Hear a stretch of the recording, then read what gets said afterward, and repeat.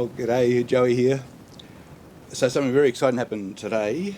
I ordered this through eBay. Mel Bay's Modern Guitar Method, Volume 3.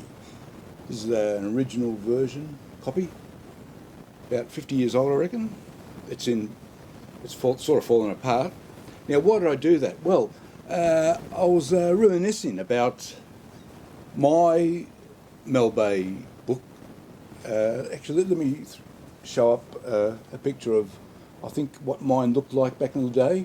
So I learnt guitar when I was took guitar lessons, year 11, 1978, as a 16-year-old, and took about a semester, half a year's worth of lessons. And we used that book. Maybe not exactly that cover, but something like that. And it was definitely grade 1, obviously, because it goes from the very start. So I was thinking about Mel Bay, and the incredible thing is the books are still going strong. He started producing books back in 1947, would you believe? Now, this is the funny bit that I remember from when I was 16, 44 years ago, which makes me think, what have I been doing with my life? Where's my life gone? Anyway, so it had this same title, Modern Guitar Method. And so even in 1978, 44 years ago, as a 16-year-old, I'm thinking, well, this doesn't seem all that modern.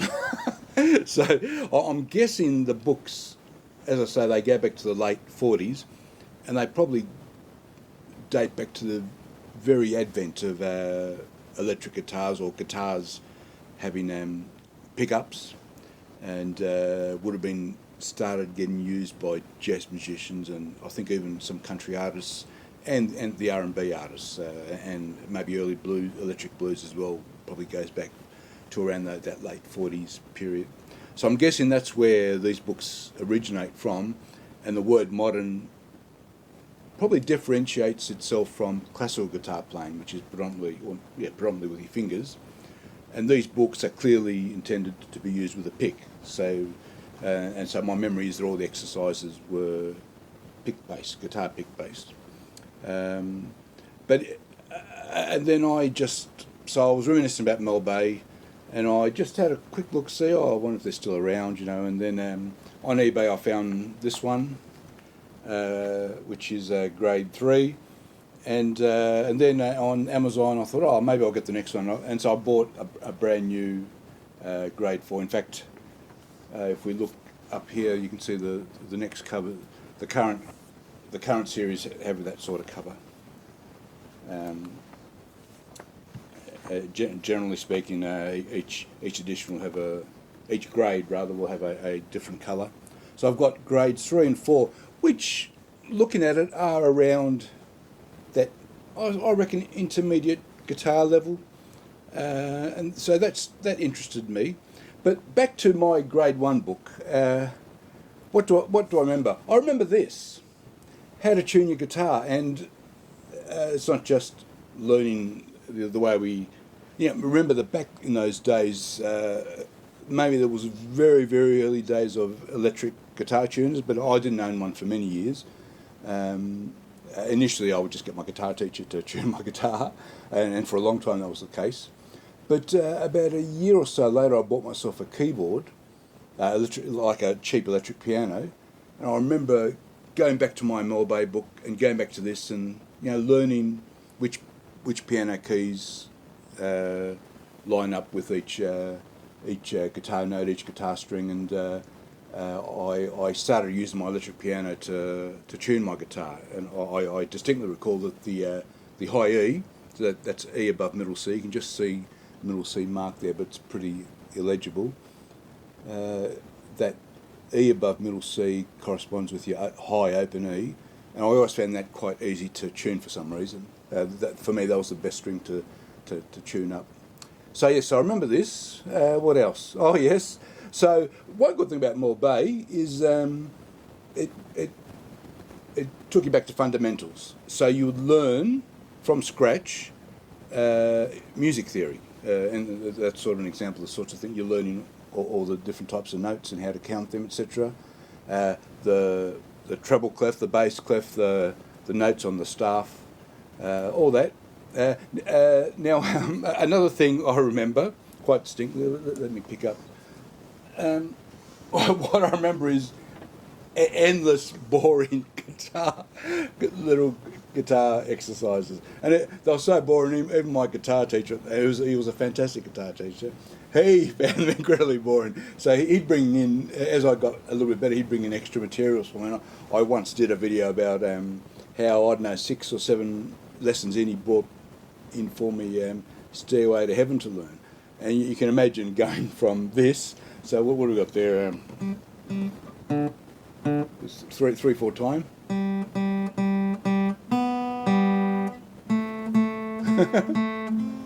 That sort of stuff. There's endless. So what I remember is you learn the notes of each string. So you start on the low string, what's the 6th string. You learn those 3, and then you do exercises just do those notes over and over, and then you go to the B string, the A string. Same thing. Then the next string. Each week you're sort of doing 1 string at a time, and of course when you get to the 3rd string, the G string, there's only 2 notes, and that's a great mystery to you at the time. Why are there only 2 notes there, and the others have 3 notes? So I haven't quite learnt that becomes a B note, but these are the things you start discovering. So yes, endless boring guitar exercises, which I've got. Oh yes, and they'd have these funny names, and I don't know where I've picked this up from. I've copied it from somewhere, and no doubt I would have had some of these in my book for sure. I sort of vaguely remember Seesaw there. See that one, 1, 2, 3, 4 down. Where is it?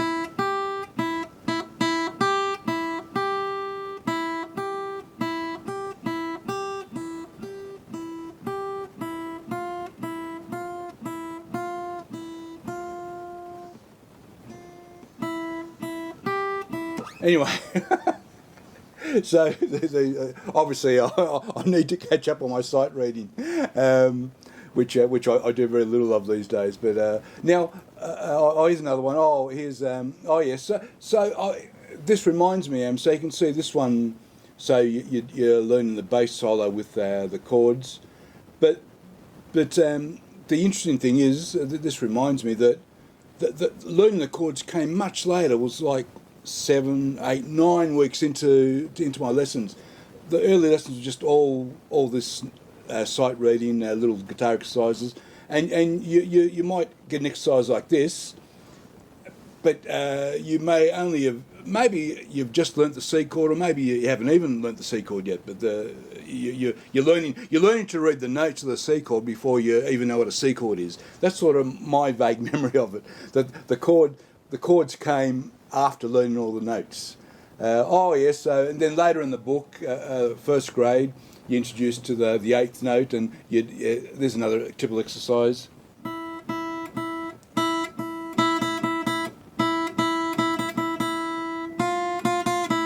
That sort of stuff, over and over.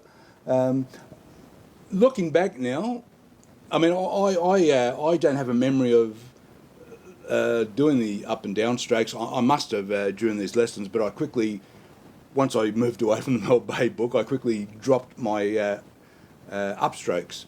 And so to this day, that's a massive weakness for me. So it just goes to show, do your exercises, and you'll pay. So that's the last thing I have to show there. Yes, do your guitar exercises, and it pays dividends. Look, my everlasting memory is that that Mel Bay book taught me basic music theory. So, learned to read music, learned some basic, the first few scales. C, G, it probably covered that 1st grade. Well, certainly at least the key of C. But my music teacher would then teach me how to go from that to working out any scale, working out any chord. He taught me all that just from that first half year of lessons, stuff that I've never forgotten to this day. So, having got this far, it occurs to me, I've had a quick look at these books. Look, it's more of the same, except, it gets more involved.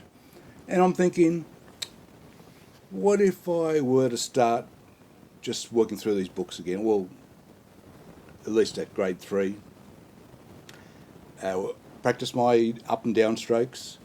And maybe what if I put the odd one up on my YouTube channel? Let's have a think about that. I reckon we might do that. So there we go. We'll work through Mel Bay grade 3, and then when we get to grade 4, we'll get through grade 4. Yes, let's make a pact to do that. Hopefully you'll join me for when I start doing those in the very near future. Okay, that's Mel Bay Modern Guitar Method, Reminiscing. Thanks for watching. Bye bye.